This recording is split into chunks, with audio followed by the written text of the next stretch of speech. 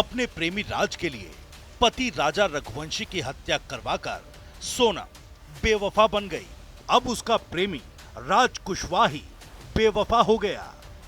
Meghalaya police के सामने पहले ही दिन की पूछताछ में राज और सोनम भिड़ गए।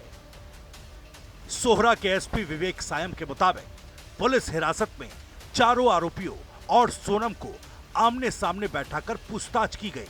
पुलिस के मुताबिक सोनम, राज कुशवाहा, आकाश राजपूत, विशाल चौहान, आनंद कुर्मी सभी आरोपियों ने अपना जुर्म कबूल कर लिया है।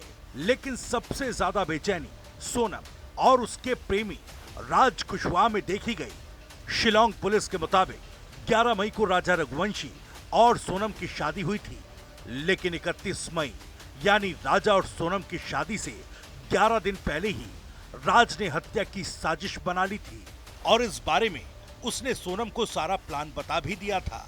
मेघालय पुलिस ने जब सोनम और उसके प्रेमी राज कुशवाहा को अलग ले जाकर आमने सामने बैठाया तो सवाल जवाब के बीच दोनों में बहस होने लगी। इसके बाद पुलिस का काम आसान हो गया। दोनों ने पुलिस के सामने एक दूसरे के राज खोलने शुरू कर दिए। सोनम ने राज पर साजिश रचने का आरोप लगाया। राज ने सोनम को बराबर का मास्टरमाइंड बताया।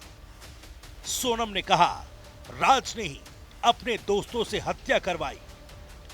राज ने बताया सोनम ने पूरी प्लानिंग में साथ दिया। सोनम ने कहा राज ने सुपारी किलिंग कराई है। राज ने बताया सुपारी किलिंग के लिए तो पैसे ही नहीं थे। राज और सोनम की लड़ाई में कई सारे राज खुल गए। पुलिस ने सभी आरोपियों के लिए खाना बाहर से मंगाया। सोनम, राज, आकाश, आनंद और विशाल पूरी रात बेचैन रहे। पांचों आरोपी कभी उठते, कभी लेटते तो कभी पानी मांगते। सीसीटीवी से लॉकअप में सभी आरोपियों की निगरानी की जा रही है। मेघालय पुलिस के मुताबिक पहली ही बार में आमने सामने की पूछताछ के दौरान ये साफ हो गया कि राज और सोनम ने मिलकर राजा की हत्या करवाई। राजा रघुवंशी हत्याकांड का मास्टरमाइंड राज कुशवाहा है और सोनम ने पूरी साजिश में हर कदम पर उसका साथ दिया। सोनम को शुरू से लेकर अंत तक सब कुछ पता था। पुलिस के मुताबिक तीनों आरोपी राज कुशवाहा के दोस्त हैं और एक राज का चचेरा भाई है। फिलहाल सभी आरोपियों ने सुपारी की बात से इनकार किया। आरोपियों ने पुलिस को बताया कि सोनम को राज कुशवाहा के पास वापस लाने के लिए राजा की हत्या दोस्ती में की गई थी। Yes, interrogation is going on till the 8th day of police remand, and if we require more remand, we will be accordingly taking. Yesterday, I gave a very detailed. Now we are all here, so we are yet to start. Some people are doing interrogation right now, but the rest of us are here doing law and order. So we are, once the law and order thing is over, then we will get back to our interrogation. No, he has never come inside. And the other 3 persons included in the suit. So now No, they have not come to side. So when the sightseeing repression process will be started after? Once the interrogation and the statement recording is finalized and the statements are finalized, then we will do the reconstruction of the crime scene. Meghalaya police के मुताबिक राजा को 20 मई को ही मारने का plan बन गया था, लेकिन किसी वजह से यह साजिश कामयाब नहीं हो सकी। पुलिस ने बताया कि राजा और सोनम 20 मई को गुवाहाटी पहुंचे थे। कामाख्या देवी के दर्शन के बाद राजा की हत्या करके शव जंगल में फेंकने का प्लान था। इसलिए राज कुशवाहा के दोस्त और राजा के हत्यारे 19 मई यानी राजा और सोनम से एक दिन पहले ही गुवाहाटी पहुंच गए थे। जब गुवाहाटी में राजा की हत्या की साजिश को अंजाम नहीं दे पाए तो सोनम ने अगले दिन सोहरा जाने का प्लान बनाया। पुलिस के मुताबिक सोनम ने हत्या के तीनों आरोपियों के साथ नॉन गरियात में राजा से छिपकर मुलाकात की। इसके बाद जब वो राजा को लेकर लिविंग ब्रिज के पास वैसेडम में पार्किंग में पहुंची तो राजा टॉयलेट के लिए चला गया। वो जगह अक्सर सुनसान रहती है। वहीं पर तीनों आरोपियों ने सोनम के साथ मिलकर राजा की हत्या कर दी। अपने पति राजा की हत्या के वक्त सोनम वहीं मौजूद थी। खून से लथपथ राजा को सोनम ने खाई में फेंकने को कहा। सोनम ने आरोपियों के साथ राजा का शव खाई में फेंका। दोपहर 2 बजे से 2:18 के बीच हत्याकांड हुआ। 2:19 पर चारों आरोपी मर्डर स्पॉट से चले गए। राजा की हत्या के बाद सोनम ने एक स्कूटी खुद चलाई, जिससे तीनों आरोपी आए थे। उसके बाद आकाश स्कूटी से उतर गया और एक जगह अपना रेनकोट फेंक दिया, जो सोनम ने उसे दिया था, क्योंकि उस पर राजा का खून लगा हुआ था। यही रेनकोट पुलिस ने राजा के शव से कुछ ही दूरी पर बरामद किया था।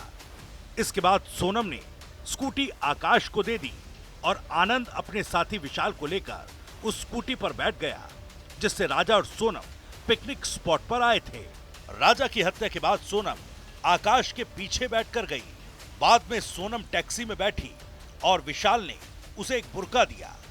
ये बुर्का राज कुशवाहा ने विशाल को दिया था और कहा था, इससे मर्डर के बाद सोनम की पहचान छिपाने में मदद होगी। सोनम ने वो बुर्का पहना और टैक्सी से गुवाहाटी आ गई। उसने ISBT से सिलीगुड़ी की बस ली। सिलीगुड़ी से दूसरी बस से पटना गई। पटना से बस के जरिए आरा पहुंची। वहां से ट्रेन में बैठकर लखनऊ गई और लखनऊ से बस में बैठकर इंदौर पहुंची। 26 मई से 8 जून तक सोनम इंदौर में ही रही। मेघालय पुलिस के मुताबिक राज पूरे हत्याकांड का मास्टरमाइंड है।